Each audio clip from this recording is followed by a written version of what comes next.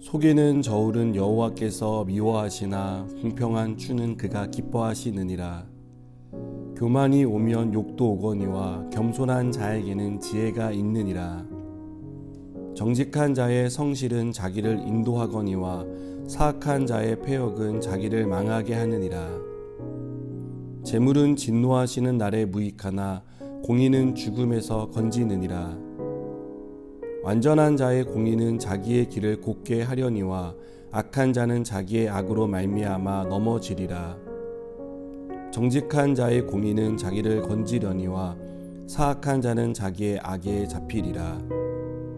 악인은 죽을 때에 그 소망이 끊어지나니 불의의 소망이 없어지느니라.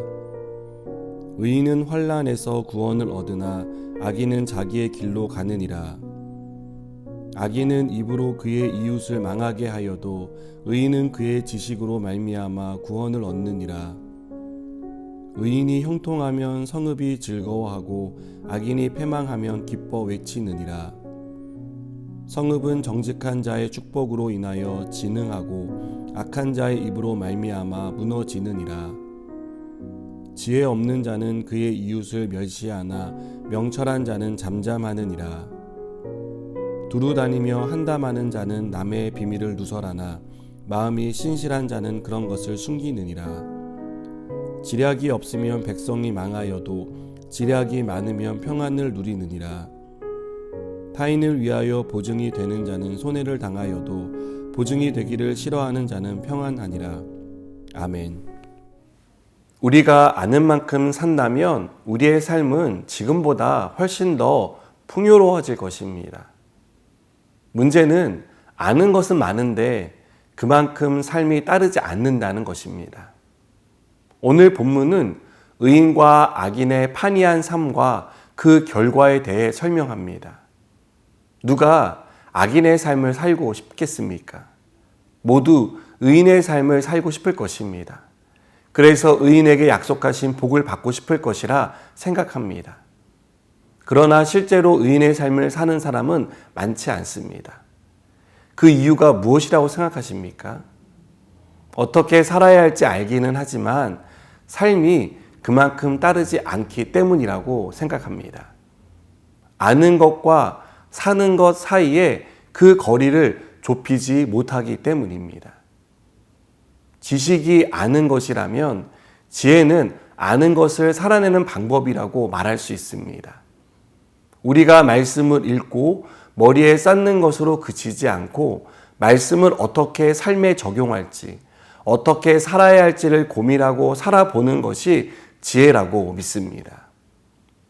시편 기자는 시편 1편에서 의인에 대해 말하기를 오직 여호와의 율법을 즐거워하여 그의 율법을 주야로 묵상하는 사람이라고 말합니다. 하나님의 말씀을 늘 묵상하고 그 말씀을 살아가는 사람이 의인이요 지혜로운 사람입니다. 그러나 사람들은 보통 자신이 잘 알고 있다는 착각 속에 삽니다. 듣고 보고 배운 게 많으니 잘 안다고 생각하는 것입니다. 그래서 스스로 지혜롭다고 생각한 나머지 삶을 개선하려고 하거나 교정하려고 하지 않습니다. 이미 나는 충분히 잘 살고 있고 충분히 많이 알고 있다고 생각하기 때문입니다. 오늘 본문에 나오는 악한 자의 행동을 살펴보면 공통점을 발견할 수 있는데요. 그 공통점에 대해 6절은 정직한 자의 공의는 자기를 건지려니와 사악한 자는 자기의 악에 잡히리라고 말합니다. 이 말씀을 보면 악인의 공통점은 자기 꾀에 자기가 넘어진다는 것을 알 수 있습니다. 신앙생활을 할 만큼 했고 웬만한 것은 다 안다고 생각하지만 말씀을 살아내지 못함으로써 그 말씀의 시험에 들고 넘어지게 된다는 것입니다. 우리는 많은 부분에서 자기의 경험을 의존하는 경향이 큽니다. 어리선택을 하면서 그 어리석은 선택을 지혜로운 선택이라고 믿습니다. 이것은 우리가 악을 대하는 태도를 보면 알 수 있습니다. 우리는 악을 악하다고 피하지 않지 않습니까?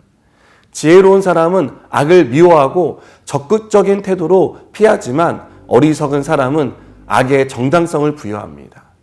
내가 약해서, 믿음이 없어서, 이 정도는 다들 하기 때문에 나 정도면 깨끗하지 라는 식으로 악과 타협을 하는 것입니다. 그리고 이것을 융통성으로 포장합니다. 하나님이 악에 대해 경고하신 것들을 알지만 삶으로 살아가지 않기에 악과 타협하고 그 악으로 인해 죄에 넘어지는 것입니다. 솔로몬은 의인을 지혜 있는 사람으로, 악인을 지혜 없는 사람으로 묘사합니다. 의인이 지혜를 가졌다는 것은 그의 경험과 지식이 탁월하다는 것을 의미하지 않습니다. 의인의 지혜는 그가 경외하는 하나님에게서 나옵니다. 그는 하나님이 지혜의 근본이 되신다는 사실을 믿고 전적으로 하나님을 의존하기에 지혜로운 삶을 살 수 있는 것입니다. 이에 비해 악인은 하나님을 경외하지 않습니다.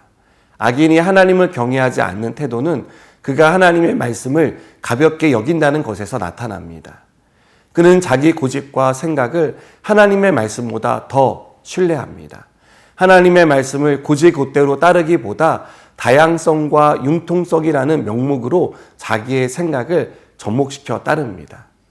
사랑하는 여러분, 사도 요한은 요한일서 2장 6절에서 그의 안에 산다고 하는 자는 그가 행하시는 대로 자기도 행하는 것이라고 말합니다. 우리가 하나님의 자녀라고 믿는다면 하나님의 뜻대로 행해야 합니다. 이것이 지혜로운 사람이며 의인된 삶입니다. 여러분은 하나님의 말씀에 어떻게 반응하고 있습니까? 오늘 말씀을 묵상하며 의인과 악인이 하나님의 말씀을 어떤 태도로 듣고 어떤 반응을 보였는지를 유심히 살피고 우리가 의인의 삶을 살아가기를 축복합니다. 기도하시겠습니다. 하나님, 우리가 말씀을 삶으로 살아가기 원합니다. 그 말씀 통해 주시는 은혜를 사모하며 살게 하셔서 의인이 받는 복을 받는 자가 되게 하여 주시옵소서. 예수님의 이름으로 기도드립니다. 아멘.